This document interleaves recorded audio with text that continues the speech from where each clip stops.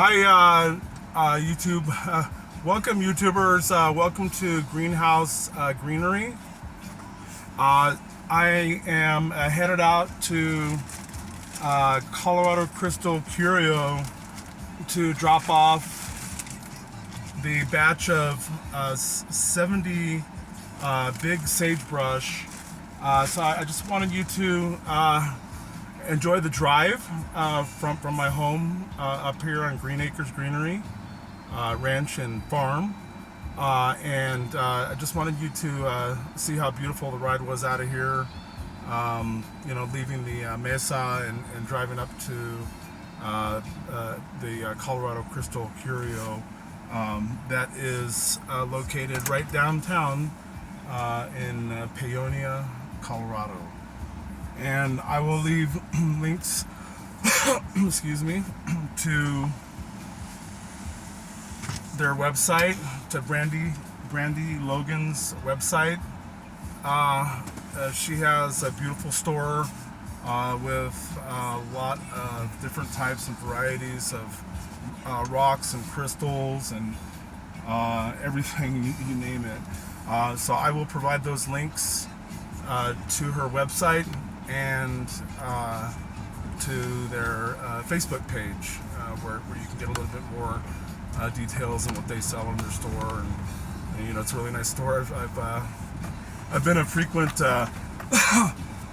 excuse me, a customer of Brandy's for over 4 years now, and her husband and her father have become really good friends of mine. And I've just been so fortunate to meet such great people here in Hotchkiss and Paonia, Colorado. It's so beautiful out here. As you can see, we're leaving the mesa. We're leaving the mesa, and this is still my property. As you can see here, these are all twisted juniper trees, and I don't know if, when the car pans off to the right a little bit, but you're gonna see some burnt. Let me see if I can face the truck up this way. Some burnt wood, burnt trees, because the fire that hit here, I believe it was, I can't remember, I think it was over 10 years ago. I'm not sure, I'll have to check with my landlord. But it pretty much laid devastation to this area that's where these shrub and tree species are native to the land. And I've been doing some research on the big sagebrush. Excuse me. As you can see, there's a sagebrush all over the place, and we have these beautiful twisted juniper trees. They're called cedars they call them cedars out here, but they're not really part of the genus of the cedar tree family. But I did a little bit of research on, and there's a bunch of little groundhogs running around back and forth out here. They have these little burrows, and I have to be really careful not to run over them, because every time I come down this road, they like to see who's coming and jet across, and so they're my neighbors, and I have to protect them. Excuse me. So my neighbor is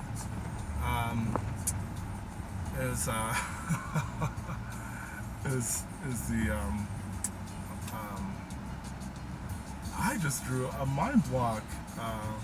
It's a winery. It is, and I will tell you in just a second. I just don't know why.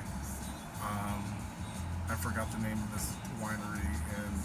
And Steve and Jamie are the owners and caretakers of this winery, and I don't know if you can see all of the beautiful plants, and there are two beautiful dogs.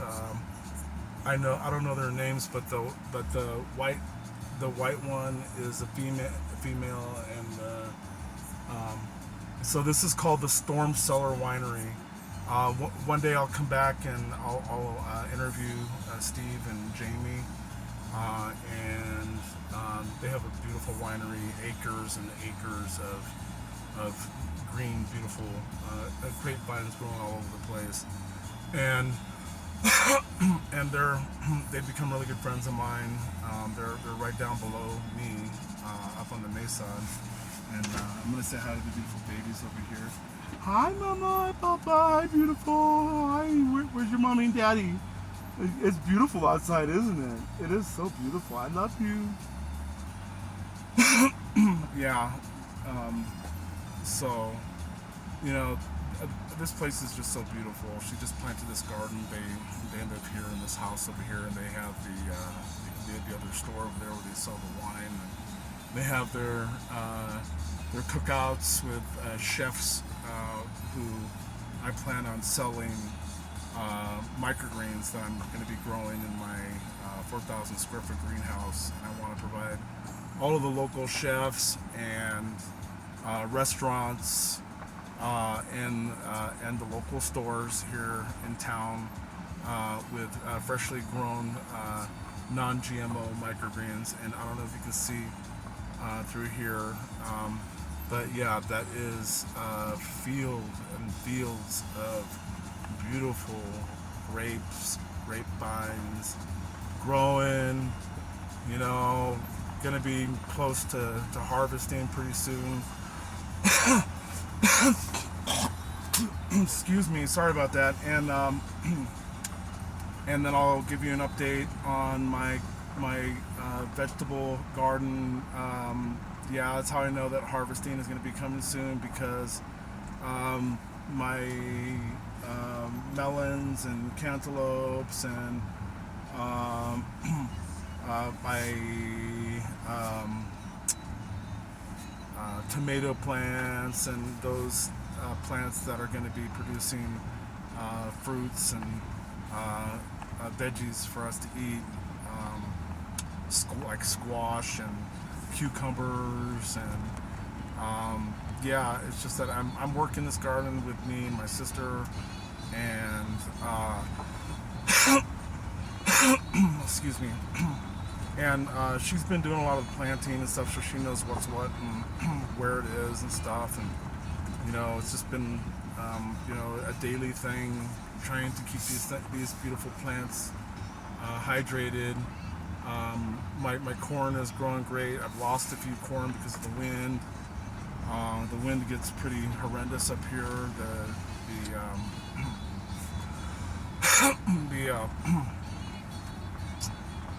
The winds are almost hurricane force winds, and they're you know, I'm surprised that a lot of the veggies that I have in my garden out there have sustained more catastrophic damage. So again, this is my first time farming, doing the farming thing, being a farmer, you know, looking at alternative, healthy ways to be able to provide the community with safe to eat, healthy, non-GMO vegetables.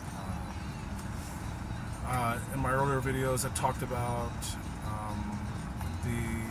I have about 15 acres of irrigated land that's already been disked once, and we've got to get the tractor, the disc, and go out there and disc it again to turn all of those weeds underneath the ground, so that excuse me, so that they're not going to be growing along the beautiful winter wheat, rye, and barley. So yeah, I have a bakery lined up in town, and I plan on selling the wheat, the rye, and the barley to whoever I can sell it to in Hotchkiss and Paonia, and you know, also, you know, go out to other local towns and try to branch out as much as I can. So I plan on planting the whole field, and I have all the equipment that I need to till and to take care of the soil, and I need to look into buying the seeds, and so that's going to be saving up to buy who knows how many seeds, which I'm sure is going to be a lot. Plant the seeds. Then through winter, that's why it's called winter wheat, is that all of the snow melt provides the water